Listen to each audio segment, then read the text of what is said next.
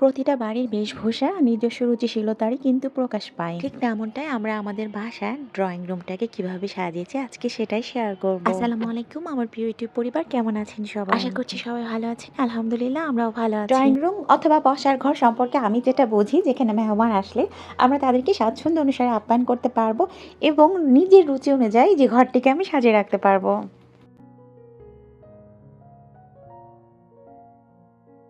ঠিক তেমনটিভাবে আমাদের বাসার ড্রয়িং রুমটাকে কিন্তু সাজিয়ে নেওয়া হয়েছে। এখানে এল শেপের একটা সোফা রাখা রয়েছে, যেখানে মেহমান আসলে স্বাচ্ছন্দ্যে বসতে পারে।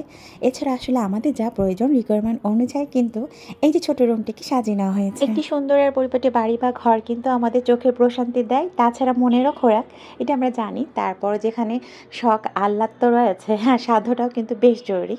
সাধ্য অনুযায়ী সব কাজ করতে হয়, চাইলেও কিন্তু অনেক কিছু করা যায় না। সাধ্যর গণ্ডি পেরিয়ে চাইলেও আমরা অন্য কোনো উপায়ে পা রাখতে পারি না।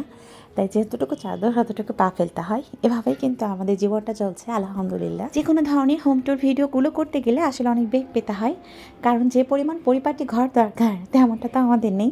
তারপর যেমনটা রয়েছে সেটা আপনাদের মাঝে তুলে ধরলাম। আশা রাখছি ভিডিওটি ভালো লাগবে। তো সে একই অনুরোধ থাকবে, যদি ভিডিওটি ভালো লাগে ছোট্ট চ্যানেলটিকে সাবস্ক্রাইব করে যাবার অনুরোধ থাকবে। আর যদি এই টাইপের আপনারা হোম ট্যুরের ভিডিওগুলো আরও দেখতে চান অবশ্যই কমেন্টসে জানিয়ে দিতে পারেন।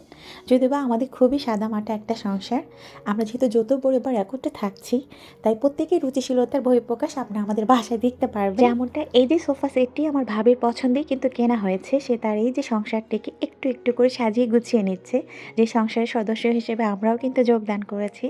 তো আজকের মতো ভিডিওটি আমি এখানেই শেষ করব। আপনারা প্রত্যেকে ভালো থাকবেন, সুস্থ থাকবেন, আমাদের জন্য দোয়া রাখবেন। ফিরবো আগামীতে নতুন কোনো ভিডিও নিয়ে। আল্লাহ হাফেজ, আসসালামু আলাইকুম।